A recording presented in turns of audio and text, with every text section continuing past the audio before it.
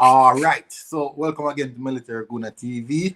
It's a bit dark here, but today we're going to speak about a few bits about Arsenal. Someone that Arsenal is actually linked with at this moment. So we're just going to speak about a few of Arsenal transfers, and the big question is: did the FA Cup really save Mikel Arteta's job? So tell me what you guys think. Put it in the comment section if you believe that the FA Cup saved Mikel Arteta's job, because everyone has their own idea and perspective of it. But for me personally, I didn't think it actually did.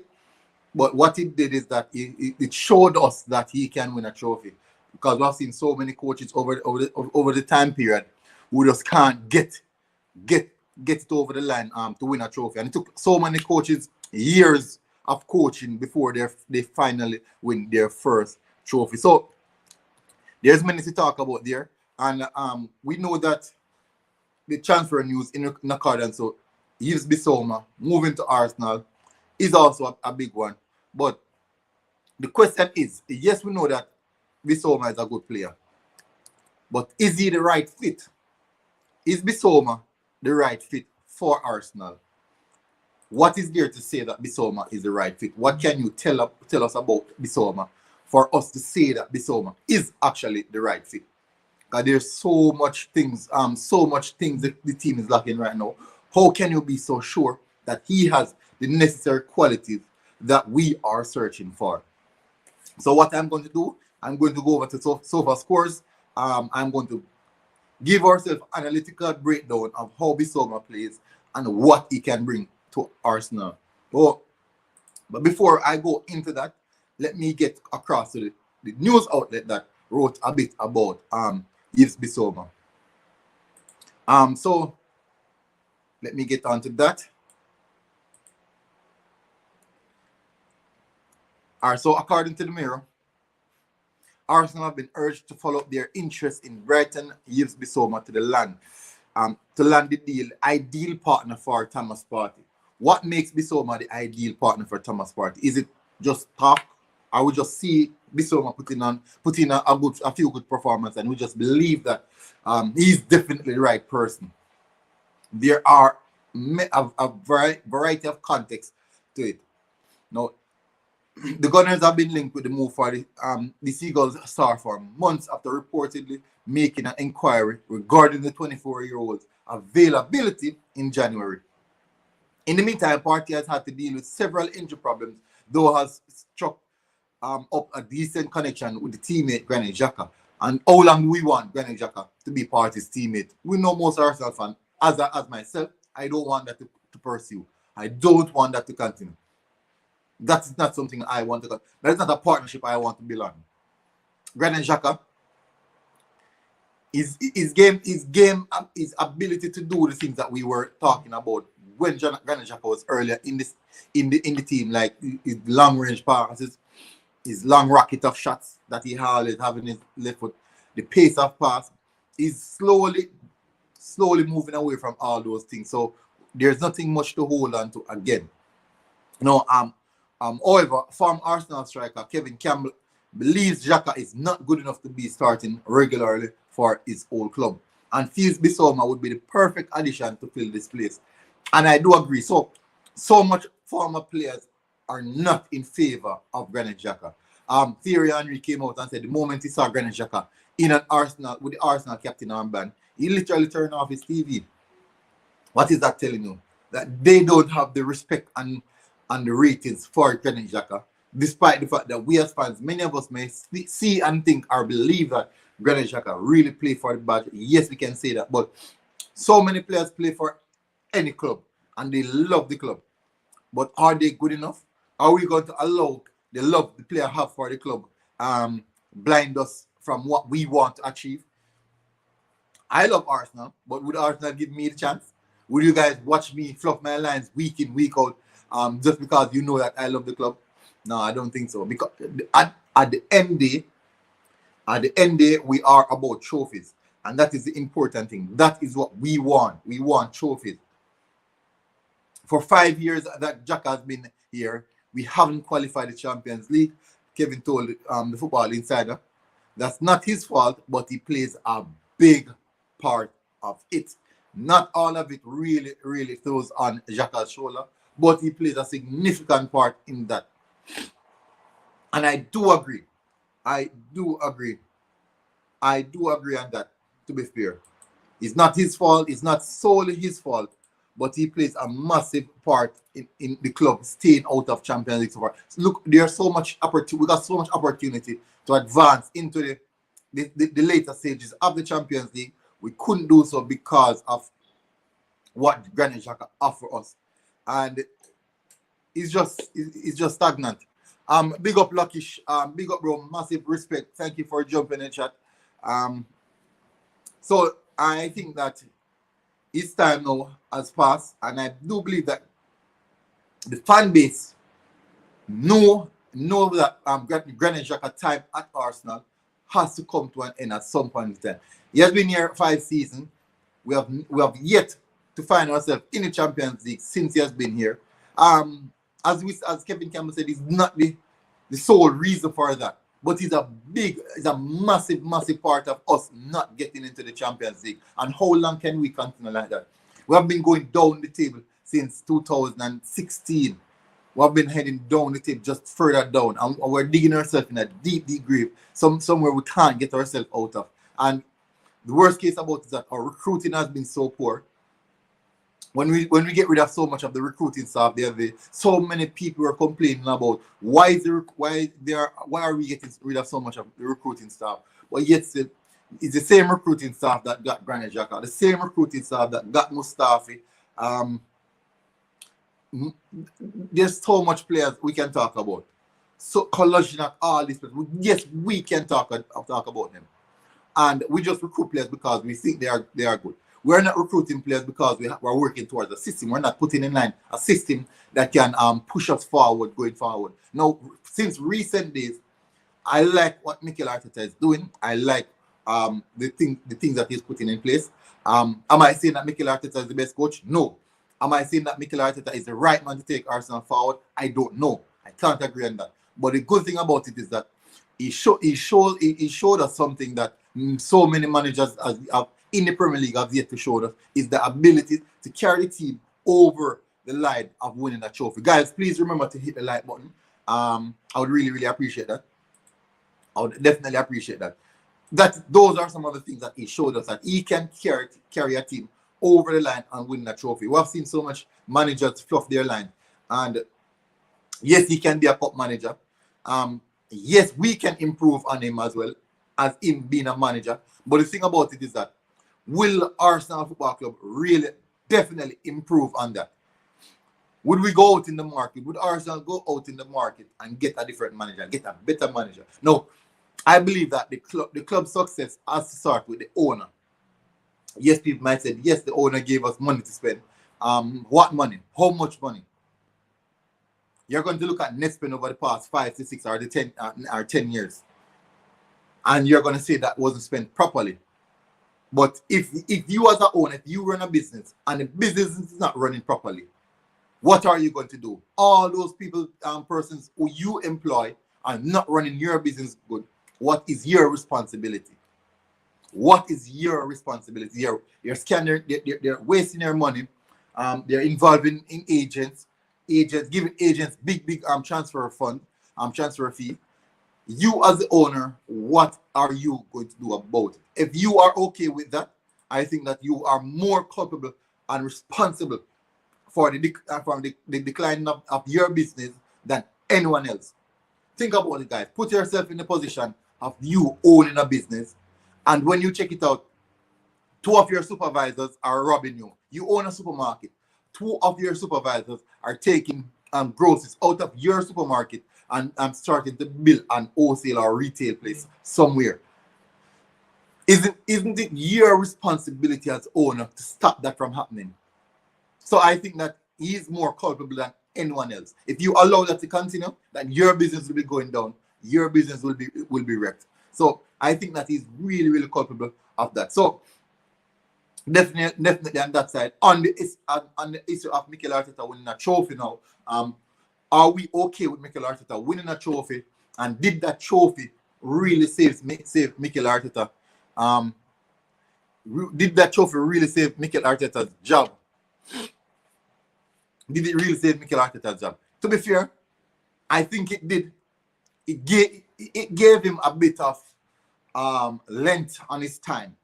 It gave him an extra year or maybe something like that. Because I think that maybe if he didn't want the FA Cup. And who's to tell that really, let's be factual. It could be a case in which that he didn't win the FA Cup, right? Which means that we went in the market and put in a significant amount of investment. And with that investment, we actually put ourselves in a solid spot. And also, we wouldn't be playing in Europa League.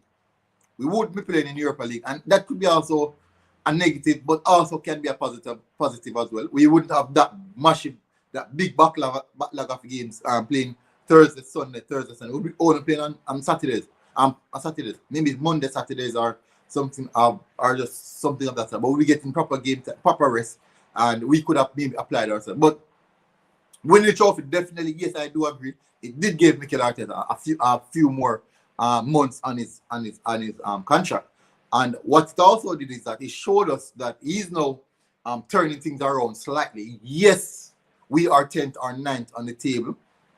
But as a fan, take away the 8 you have for the manager. Look on the positive side of things. Yes, we all are seeing the negative. Yes, where we stand on the table cannot change. That will never change. But let's move away from that a bit. Just take off that cap a bit. Are we progressing as a club? Are we progressing on the pitch? Are you seeing better playing style? Are you seeing a better system being implemented by Mikel Arteta? Are you seeing improvement in the players on the pitch? Yes, we all are. We can't deny that. Yes, we are seeing that. We are seeing now players fighting for each other. We are seeing players playing for the badge. These are things that they should have been doing in the first place. Yes, we know that. Did Mikel Arteta make some bad choices, some bad decisions? Yes, he did. Let's go, for example, Guendouzi. People might say that it's a bad decision, but at the end of the day, yes, we saw that he made bad decisions. But at the end of the day, some of these decisions are explainable and understandable. We can understand some of these decisions, and you have good explanation for them. But yes, there are other decisions that we can't explain, and other decisions that he makes poor decision from, and that he makes poor decision and can't recover from it. But I do believe that really and truly, he can do something. I think that we made a gamble. The club made a gamble going for Mikel Arteta, and I think that it's a gamble that it seems like it can pay off, but it's a massive gamble. In anything, you win some, you lose some. So what I'm going to do now, I'm going over to Yves Bissouma for us to get a better understanding of the player himself, what he might bring to Arsenal, what we should expect of him, and if he would definitely fit this particular system that we are playing right now. So let's go over to Bissouma and see what he has for us. I'm going over to SofaScore to get the analytics that we want. So let's get over there. So guys, please remember to hit the like button. I would really, really appreciate it if you guys hit the like button. Much respect if you guys hit the like button. Please do. Please remember to hit the like button, guys.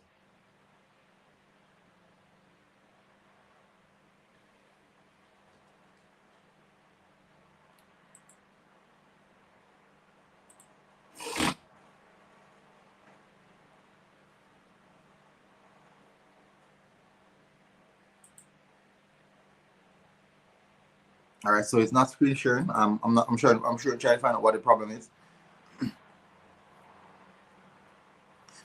So as Granit Xhaka has been at Arsenal for 5 years now, 5 seasons now, and we have failed. We have failed. So Granit Xhaka literally never played in the Champions League. We have failed to access the Champions League since Granit Xhaka has been here, and definitely that tells a lot about the player himself. That tells a lot. No licorice, because I won't say long. I won't say long, so I won't do that now. I'm just gonna be here for the next 5 minutes or so. Just going to run through Yves Bissouma statistics, so I won't stay for long. Thank you for the impetus, though. Really appreciate it. So I'm just going to run through Bissouma's statistics right now, and let's see if Bissouma is actually really of the standard for Arsenal.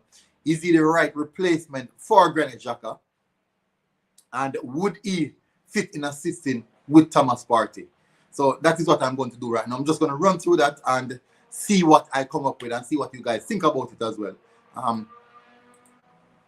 What I should have done is maybe I should have done maybe a player comparison with both Bissouma and also Granit Xhaka. But for me personally, I think Bissouma has a lot to offer. Mobility, which is something that we need in the midfield era. We definitely need that in the midfield era. Something that we have lacked for the longest time period. Mobility in our midfield.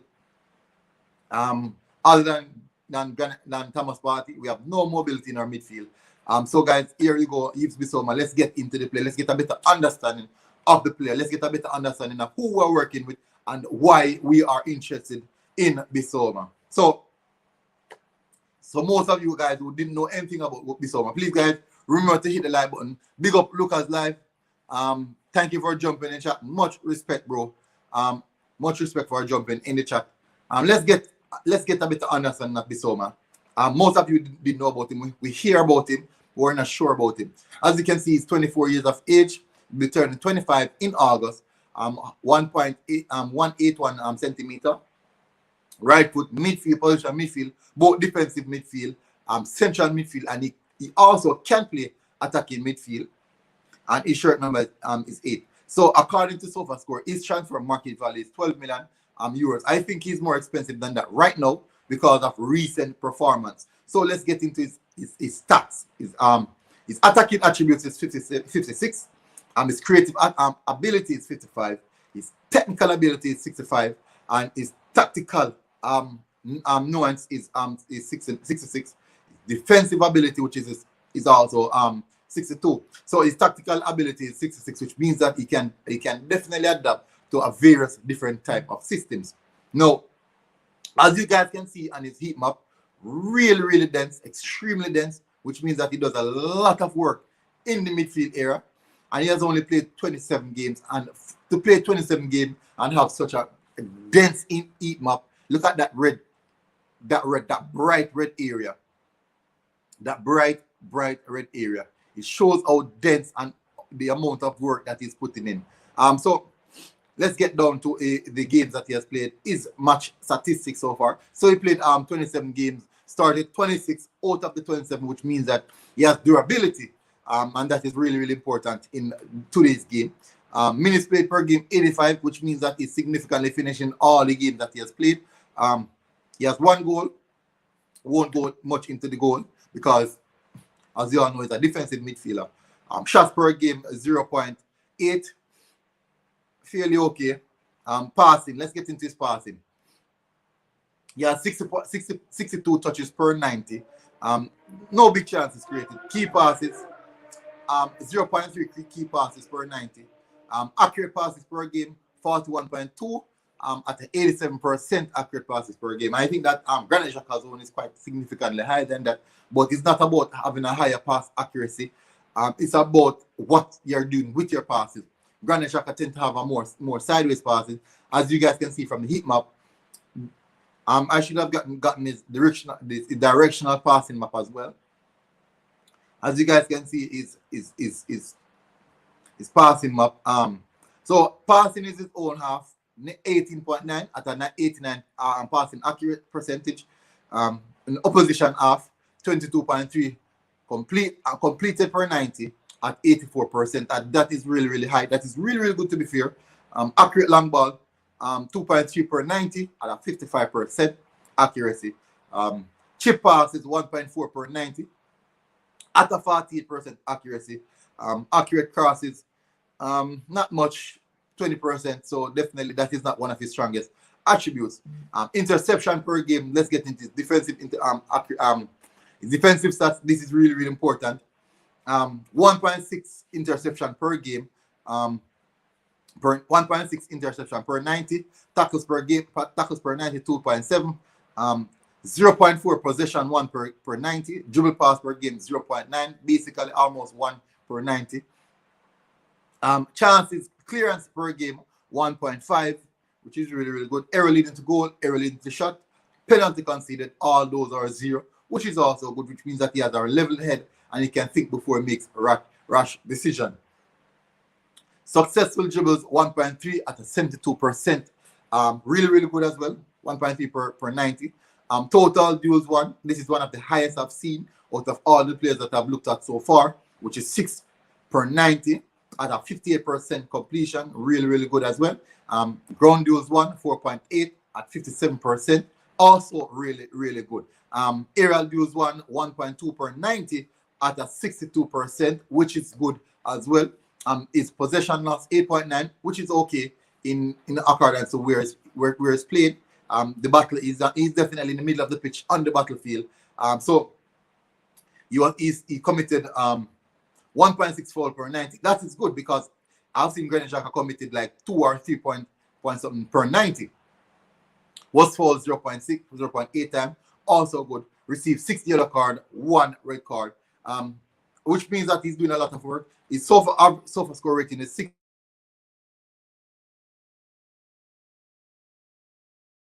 A bit higher.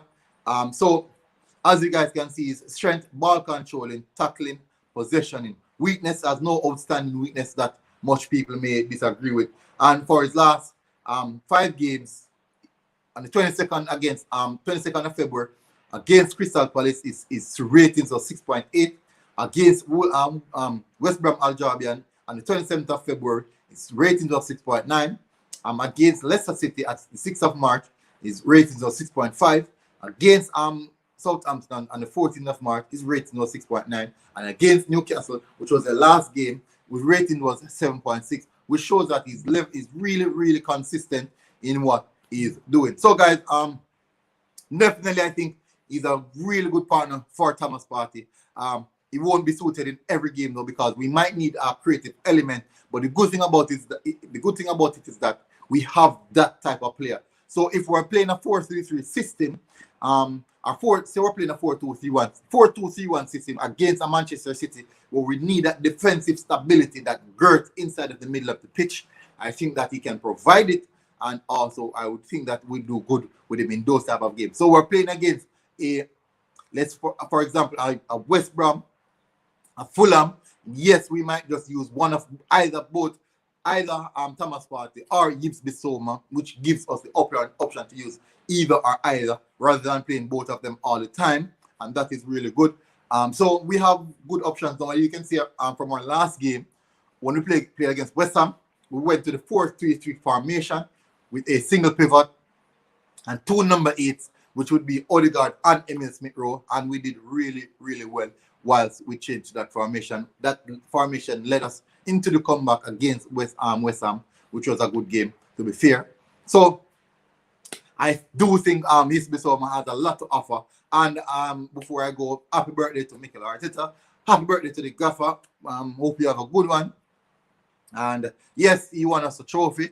And yes, we all should be happy about that and not be critical of that because he won a trophy. It was a lucky run or anything like that. So guys, thank you very much for anyone that has tuned in.